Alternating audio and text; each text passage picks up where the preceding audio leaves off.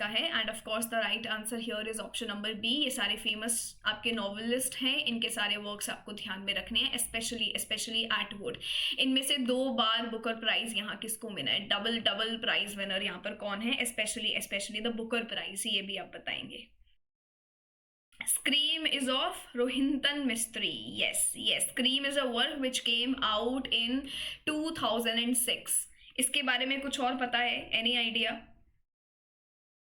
काफ़ी ये इनका फेमस वर्क यहाँ पे रहा था 2006 का स्क्रीम, तो ये आपको ध्यान रखना है। English patient another very famous work of अंदाजी। यस, चलिए मूविंग ऑन। एटवुड को मिला है 2 बार बुकर प्राइज। यस, ये जो छोटी छोटी चीज़ें हैं ये ध्यान में रखनी है। अगर आपके पास बुकर प्राइज की लिस्ट नहीं है तो मैंने प्रीमियम में शेयर कर रखी है, मैंने यहाँ पे भी बहुत बार दी है। मैं आपको व्हाट्सएप पर उस ग्रुप पर भी वो पीडीएफ शेयर कर सकती हूँ, so you can always let me know. I can share the whole Booker Prize PDF. वो सिर्फ आपको रिवाइज ही करनी है, क्रोनोलॉजिकल ऑर्डर में है वो, तो जाके आप मुझे वो भी बता सकते हो, ठीक है। प्ले बताने हैं विलियम शेक्सपियर के और क्रोनोलॉजिकल ऑर्डर में इसको रखना है। सो अगेन आपने जो भी अपना नेमोनिक लर्न किया है शेक्सपियर का, उसके थ्रू आप अरेंज कर सकते हो, एंड बहुत इजीली यहाँ पर आप एक वर्क को लास्ट वाली लेन में भी रख सकते हो। Option number 1, everybody is going with option number 1 again. So Tempest हम लास्ट में रख सकते हैं, देख लो जहां पे भी पहले एलिमिनेट हो गया डायरेक्ट आंसर आपके पास आ जाएगा। तो क्वेश्चन इसी तरीके से देखना है कि मेरा टाइम बच जाए और मैं थोड़ा सा स्मार्टली आंसर कर पाऊँ, तो वो चीज़ में अलर्ट रहना है एग्जाम में, ठीक है। मूविंग ऑन, फिर इनके कुछ कैरेक्टर्स हैं, हीरो एंड हीरोइंस, और ये बताओ कौन कौन से वर्क में देखने मिल रहे हैं। कॉमन डॉल, मालवॉलियो, मोर्टिमेर एंड बसोला, बताइए।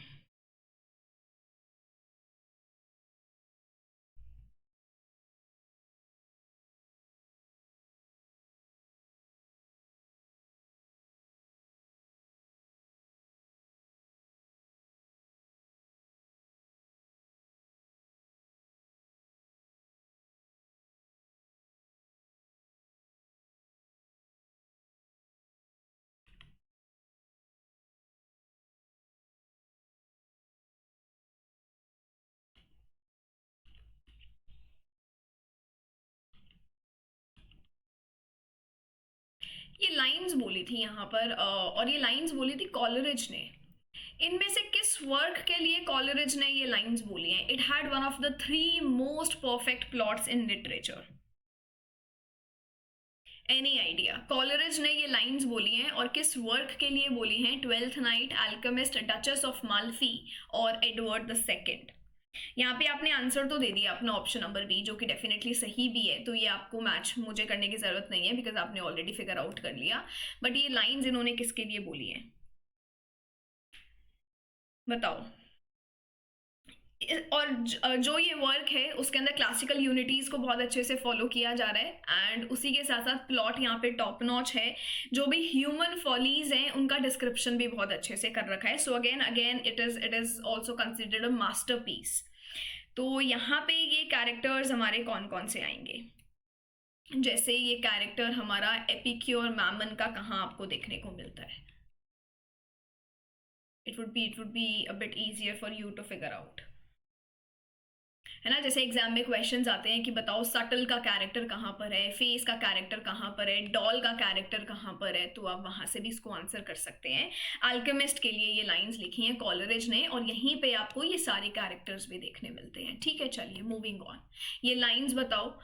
This periodical, so these are the lines coming from a certain periodical, और नाम आपको फिगर आउट करना है।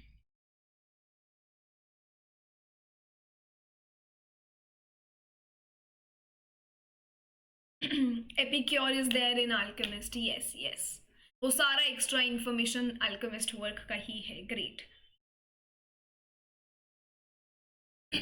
बहुत फेमस लाइंस हैं। To enliven morality with wit and to temper wit with morality, आपका एडिसन का स्पेक्टेटर है। बट ये लास्ट वाली लाइंस भी पढ़ लेना, यहाँ से भी क्वेश्चंस बनते हैं कि कौन सी ऐसी मैगजीन या पीरियोडिकल है which open up the space for intellectual discussions and spaces, and specially जो भी हमारे कॉफी हाउसेज हैं, टी टेबल्स हैं, वहाँ पर ये इंटेलेक्चुअल डिस्कशंस का होना। So this was something that was also discussed in the Spectator periodical. So ये 2 चीज़ें हैं जो आप एक्स्ट्रा में ध्यान में रख सकते हो, ठीक है। वहाँ से क्वेश्चन आता है। है और पीरियोडिकल हमारा ये स्पेक्टेटर हो जाएगा। मूविंग ऑन, रिसर्च से रिलेटेड क्वेश्चंस हैं, ये आपको देखना है। Research methods are a range of tools that are used for different types of inquiry, और फिर इन टूल्स के ऊपर बात करिए।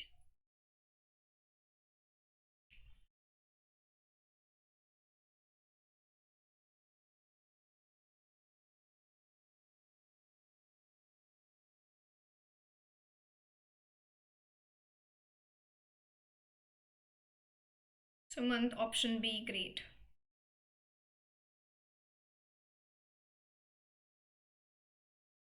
Both are true but not the correct explanation. Aasma option one की करेक्ट एक्सप्लेनेशन है। अनामिका, पूजा, ऑप्शन वन आपने दिया है।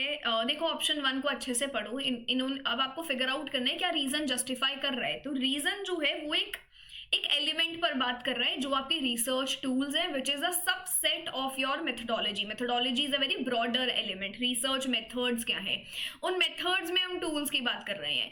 सो यहाँ पे असर्शन में तो रिसर्च मेथड्स की बात करी जा रही है, और फिर रीजन में हम टूल्स की बात कर रहे हैं। तो कहीं ना कहीं वो जस्टिफाई नहीं कर पा रहा, because we are talking about a subset. दोनों बातें सही तो है बट करेक्ट एक्सप्लेनेशन नहीं है। सो वेरी गुड जिसने भी ऑप्शन बी दिया है।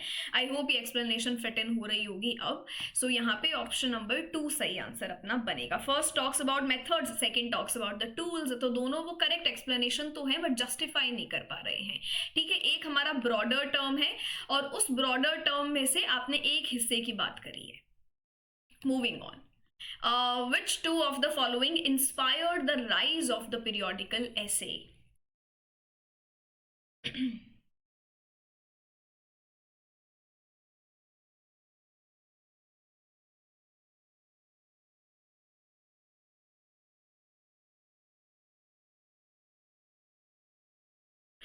Robert Burton, Rawless, Francis Bacon और मोंटाइन। एंड इसमें से कौन जाना जाता है इस टर्म के लिए, ये भी आप फिगर आउट करके बताएंगे। सी और डी, सबने सी और डी दिया है, which would be your option number 3, जहां पर आप बेकन की बात कर रहे हैं और मोंटाइन की। यहां से एक और क्वेश्चन आपका क्या बनता है कि बेकन वॉज समहाउ इन्फ्लुएंस्ड और inspired by the Montaigne's work, but क्या उन्होंने बिल्कुल वो सारी चीजें इमिटेट करी थी, या बेकन का खुद का भी कोई इनोवेटिव अप्रोच आपको देखने को मिल रहा था। तो ये चीज आप मुझे बताओगे कि बेकन के वर्क में कुछ इनोवेशन आपको देखने को मिली कि नहीं। तो जो इनके फॉरेस्टिक स्टाइल था या इनका जो इंडक्टिव अप्रोच है साइंटिफिक रीजनिंग के साथ, ऑब्जर्वेशन के साथ, एम्पेरिकल स्टडीज, ये सब वो इमिटेट कर रहे हैं मोंटाइन से, या ये सब इनकी खुद की ऑब्जर्वेशंस एंड इनोवेशंस है। और ये जो एसे है, ये जो एलिमेंट, दिस ओरिजिनेट्स फ्रॉम मोंटाइन। सो ये दो चीजें हैं, अलग अलग क्वेश्चंस यहाँ से आपके बने हैं, एंड डेफिनेटली आपका ऑप्शन नंबर 3 यहाँ पे सही आंसर बन जाएगा। Moving on, not greatly influenced by Montaigne because उनके अलग इनोवेशंस हैं। Very good, yes. एम्पेरिसिज्म में फॉरेस्टिक स्टाइल है, उनका खुद का स्टाइल है। ठीक है, ग्रेट ग्रेट।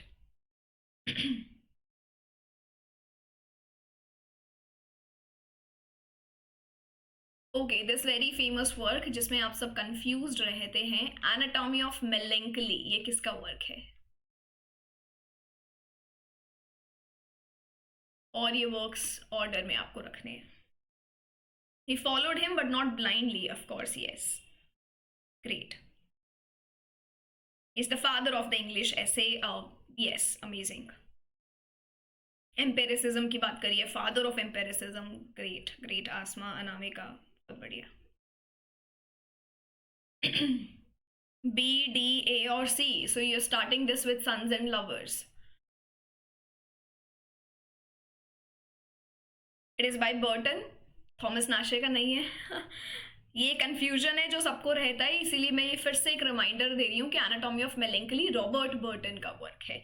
सो ये ध्यान में रखना। यहाँ पे सही आंसर बन जाएगा, it starts with your sons and lovers and then वहाँ यहाँ पे होगा portrait of the artist as a young man, Crome Yellow, और फिर मिसेस डैलोवे, जो हमारा वर्जीनिया वुल्फ का वर्क है। ठीक है, वुल्फ का एक और कौन सा हमारा वर्क है जो इस एंड्रोजनी के ऊपर बात करता है, ये भी आप मुझे बताओगे। Moving on, which two of the following poems are by Robert Browning, and this is also your previous year question.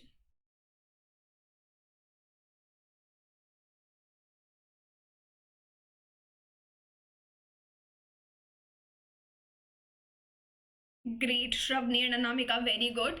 और इसी के साथ साथ डीएच लॉरेंस का डेब्यू वर्क कौन सा है? एंड्रोजनी की बात कहाँ करी जा रही है? ऑरलैंडो में करी जा रही है। Great Anamika, Suchetana, very good. Androgyny की बात ऑरलैंडो में करी जा रही है by giving you that certain character, जहां पे फ्यूजन की बात की गई है। Which two of the following works are by Robert Browning, and specially आपसे यहाँ पोएम्स पूछी हैं, तो बाकी दो किसके वर्क हैं ये भी बता देना।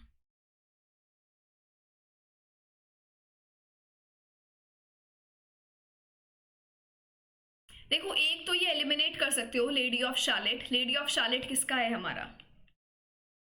बोल सकती हूँ मैं, टेनिसन का है, and it is another very famous work. और ये किसकी स्टोरी से इंस्पायर्ड है? ये भी एक इंस्पायर्ड है किसी वर्क से, क्वेश्चन आ सकता है। ये मैंने आपको बहुत बार बताया है, with this work of Italian prose text. तो कोई नाम बता सकता है मुझे इस वर्क का? इटालियन प्रोज जो ये आपका टेक्स्ट है, क्या इसका नाम है? कहाँ, क्या, कौन सी स्टोरी हमें यहाँ देखने को मिलती है? एक ट्रैजिक स्टोरी का डिस्क्रिप्शन है इधर। तो लेडी ऑफ शार्लेट एक बार के लिए हम एलिमिनेट कर देंगे। बचता है हमारा यहाँ पे Pied Piper and Two in the Campagna. ये दो वर्क्स आपके ब्राउनिंग के हैं। Locksley Hall, another very famous work of Tennyson. और इस वर्क का, if I am not mistaken, कुछ टाइम के बाद एक सीक्वल भी आया था, तो वो सीक्वल का नाम क्या है? दोनों चीजें मुझे बता दो। मैंने आपसे डेब्यू वर्क पूछा था डीएच लॉरेंस का, वो है व्हाइट पीकॉक। अमेजिंग, जिसने भी आंसर किया है, पूजा, नामिका, सुचेतना, श्रवनी, आप लोगों ने बताया है, great. Morte d'Arthur, no. यहाँ पे आपको स्टोरी देखने को मिलती है इलेन की, जो मैं बात कर रही हूँ। मे बी आपको याद आ जाए कि ये टेक्स्ट यहाँ किसने लिखा है, किसके ऊपर इन्होंने बात करी है। इलेन ऑफ एस्ट्रोलैट की ये पूरी यहाँ पे एक ट्रैजिक स्टोरी दिखाई गई है, but Italian short prose text है। कौन सा ये टेक्स्ट है?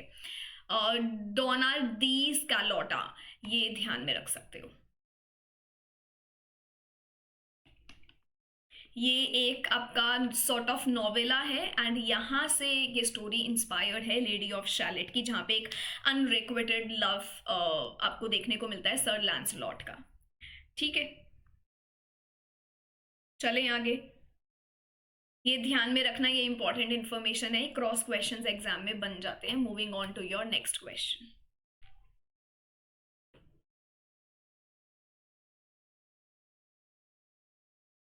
एक मैंने आपसे सीक्वल पूछा है लॉक्सली हॉल का।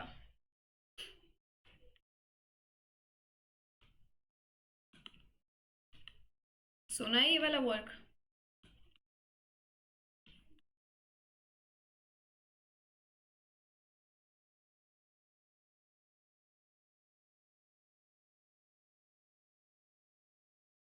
Chronological orders of the writers in terms of the period they belonged to.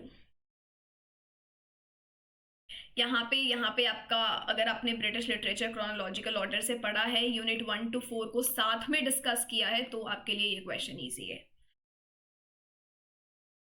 Option number 4, everybody is going with option number 4। यहाँ पे you have been starting this with Bacon, और उसके बाद आप जा रहे हैं ड्राइडन पर, स्टील पर, और फिर चार्ल्स लैम्प पर। सो यस, ग्रेट, यहाँ पे हमें एडवांसमेंट ऑफ लर्निंग मिल जाता है। नोवम ऑर्गेनम किसका वर्क है, ये मुझे लिख के बता दो।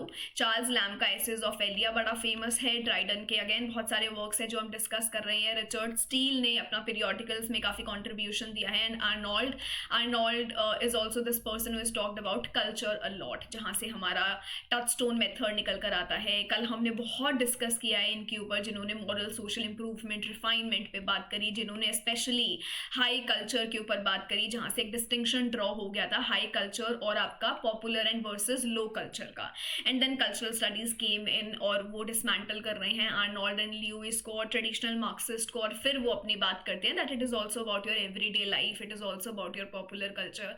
And then Raymond Williams come along. तो ये सारा जो एक्सप्लेनेशन है, ये कल मैराथन में हो गया है, कल्चरल स्टडीज में जाके आप चेक कर सकते हो। ठीक है, moving on to your next question.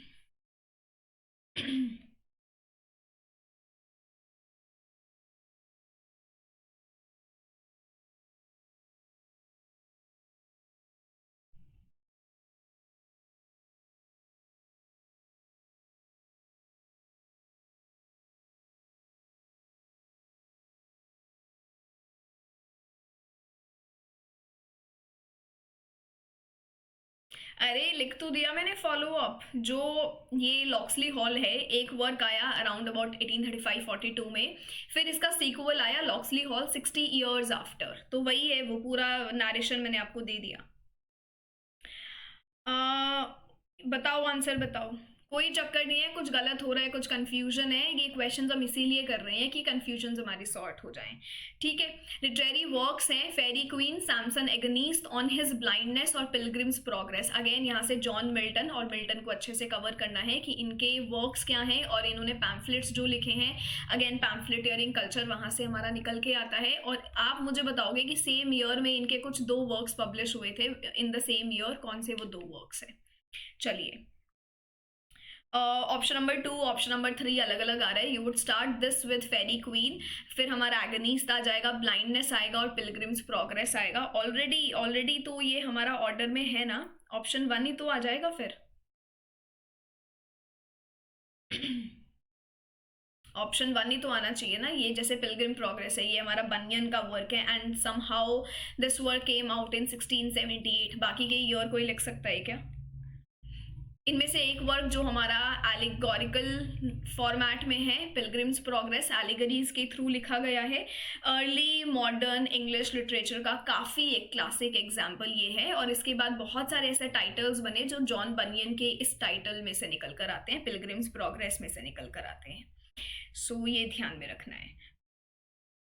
एगनीस and Paradise Regained, very good very good. ये वो 2 वर्क्स हैं जो सेम ईयर में निकल कर आते हैं 1671 में।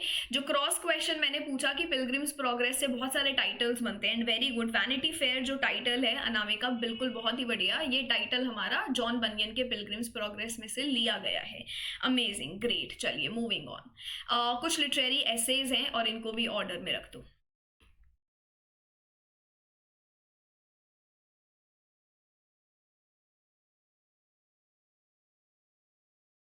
फेरी क्वीन के लिए लर्न कर लेना कि बुक 1 टू बुक 3 कौन से ईयर में पब्लिश हुई, फिर कौन सा एडिशन आता है, फिर कौन से वर्जन यहाँ पर आए आपके, तो ये ध्यान में रखना पड़ेगा।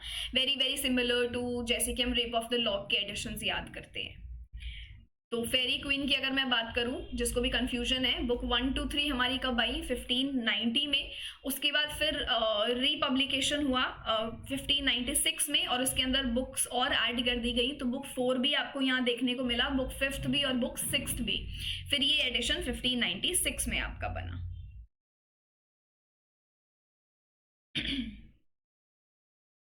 पीएचडी में डेली जाना होता है कॉलेज। शिवम, एटलीस्ट जो आपका कोर्स वर्क है which is for the 6 months, उसमें आपको जाना पड़ता है, और फिर आप कोऑर्डिनेट कर सकते हैं with your supervisor.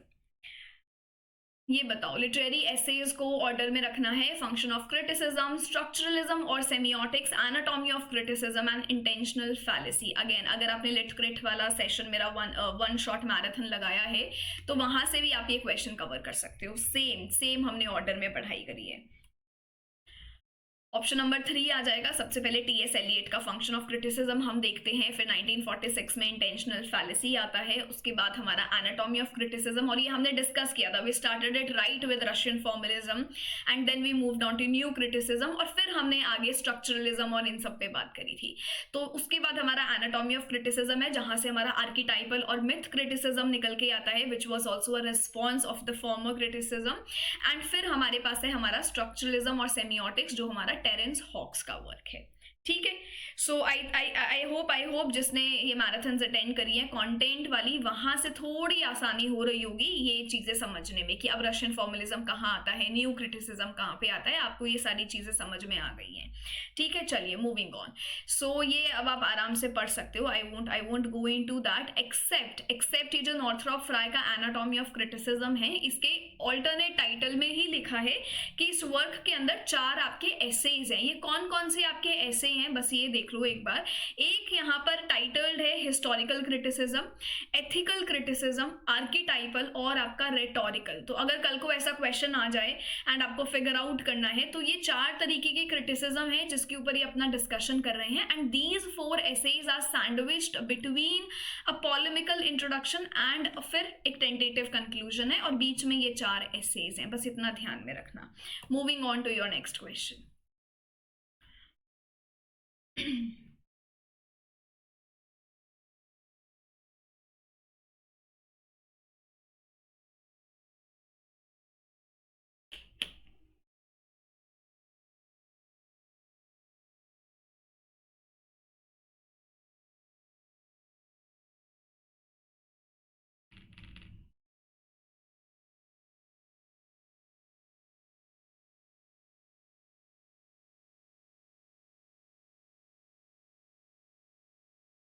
early form of debate in your literature. So this work is a classical example, जो हमारा आउल एंड नाइटिंगेल का वर्क है. सो अगर क्वेश्चन आ जाए कि डिबेट पोइट्री का अर्ली एग्जाम्पल आप हमें बताइए, तो वो भी हमारा फिर आउल एंड नाइटिंगेल ही होगा. आपको बस यहाँ पे ये बताना है who acts as the arbiter, ये बस इतना बता दो.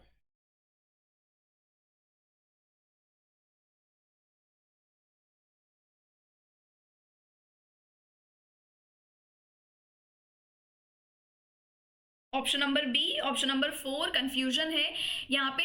अगर आप जनरली देखेंगे तो इस पोएम के अंदर जो डिस्कशन किया गया है वो एक अननेम्ड नैरेटर का किया है, but it's been said that the narrator is Guildford और जो आर्बिटर हैं वो गिल्डफोर्ड हैं. So Master Nicholas of Guildford here would be the right answer. तो ऑप्शन नंबर 2 आपका बनेगा. और ये हम बिल्कुल अर्ली पीरियड की बात कर रहे हैं, जो हमारा इंग्लिश लिटरेचर का बिल्कुल स्टार्टिंग वाला पीरियड है, जहाँ पे हम नॉर्मन्स के बारे में पढ़ते हैं, या उससे पहले हम एंग्लो सेक्सन्स पर हैं, बियोवुल्फ को कवर कर रहे हैं. We have been with the works of Wanderer, Seafarer, Pearl poets. इन सब के बीच में एक डिबेट जॉनरा का लिटरेचर निकल कर आता है. And the early classic example is this work owl and Nightingale. And ये जो वर्क है ये आपका एक कॉन्टेस्ट चल रहा था, सो वर्स कॉन्टेस्ट के फॉर्म में ये लिखा गया है.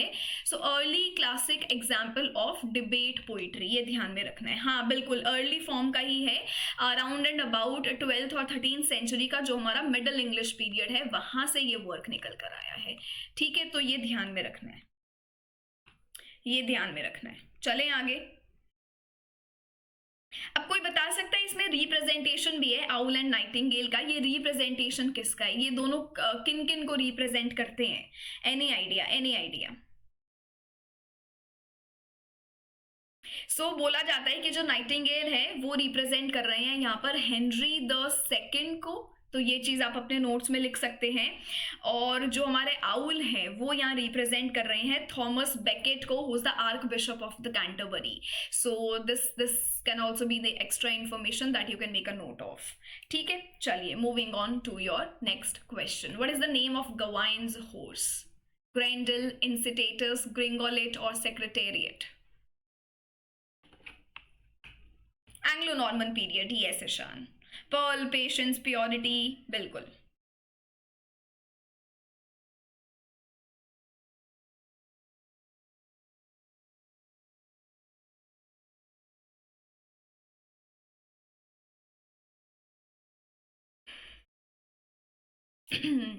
नेम ऑफ गवाइन्स हॉर्स, ये फिगर आउट कर लो क्या यहाँ पे अपना सही आंसर बनेगा. C may be. Option number C Reva, ये मे बी वाला सीन नहीं होना चाहिए. अब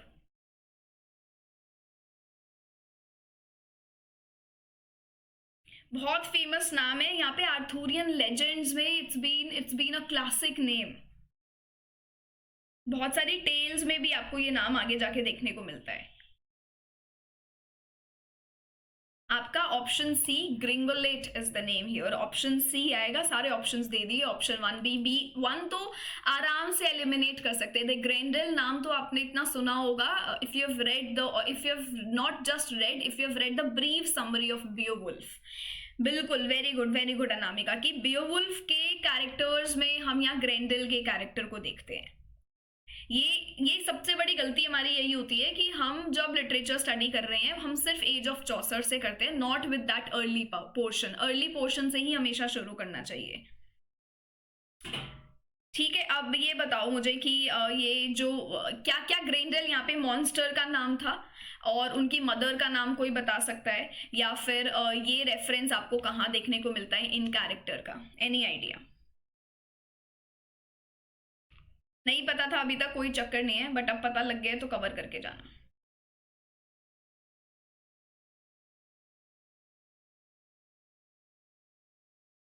सो Beowulf the Scandinavian hero, Grendel, और जनरली ग्रेंडल्स मदर ही सिग्निफाई किया जाता है. And then this another character that you come there is of Hrothgar. तो ये सारी चीजें ध्यान में रखना. War horse, yes very good. चलिए moving on.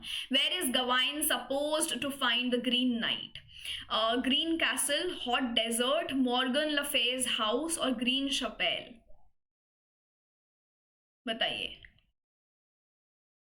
Where is Gawain supposed to find the Green Knight? Green Castle, Hot Desert, Morgan Le Fay's house, Green Chapelle.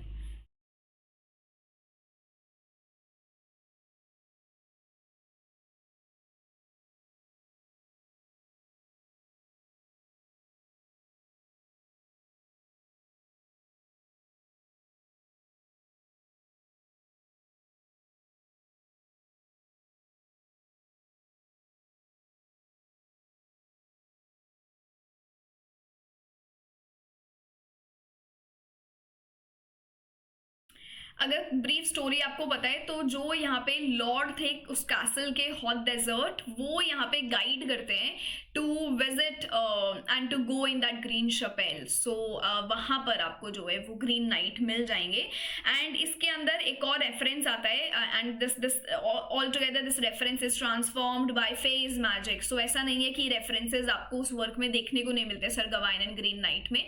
बस आपको फिगर आउट करना है where he was suppose to find the green knight. So that was green Chappelle. So option number D यहाँ पे सही answer बनेगा. Old history गया, old history revise करना है. मैंने आपको खुद बहुत बार कराया है, जाके एंग्लो सैक्सन एंड नॉर्मन के जो अलग से क्लासेस लिए हैं वो एक बार देख सकते हो. 30 मिनट्स के सेशंस हैं. ठीक है, moving on to your next question. Last I did old literature during first year. Yes but उसके बाद हमें पढ़ना पड़ता है नेट में and specially in your undergrad also we don't do it in much detail. जब हमें इंट्रोड्यूस किया जाता है तो काफ़ी बोर्डम वो फील होता है, क्योंकि अगर उसको इतना इंटरेस्टिंगली नहीं बताया तो फिर हमें चीज़ें लर्न नहीं होंगी, हम कभी ग्रास्प भी नहीं कर पाएंगे.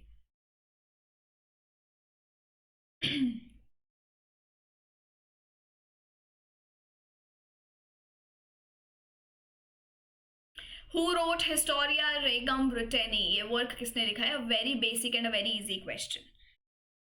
और इट्स गुड कि मुझे पता लग रहा है मेजॉरिटी का ये पोर्शन वीक है, तो आने वाले जो भी हमारे सीबीटी मैराथन्स होंगे उसमें मैं ये वाले क्वेश्चन थोड़े ज़्यादा ऐड ऑन कर दूंगी.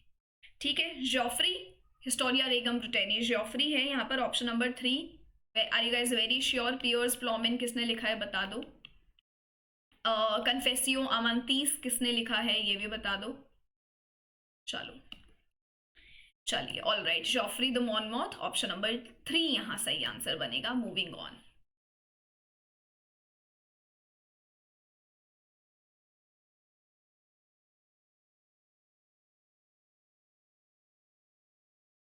John Lydgate begins his siege of Thebes with a prologue of 176 lines in which he imagines himself joining Chaucer's Pilgrims, and where he speaks with the host and agrees to tell the first tale on homeward journey.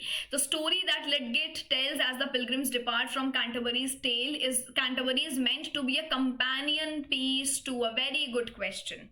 अब पता होगा तो ही कर पाओगे. कन्फेसियो अमांतीस गोवर का है. William Langland ने आपको यहाँ पियर्स प्लॉमिन दिया है. Great, okay, perfect.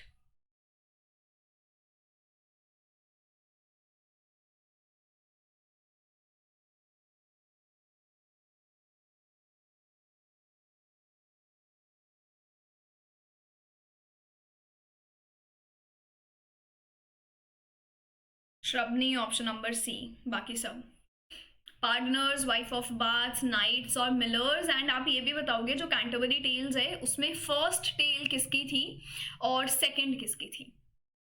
यहाँ पे आपने ऑप्शन नंबर 3 दिया है, नाइट्स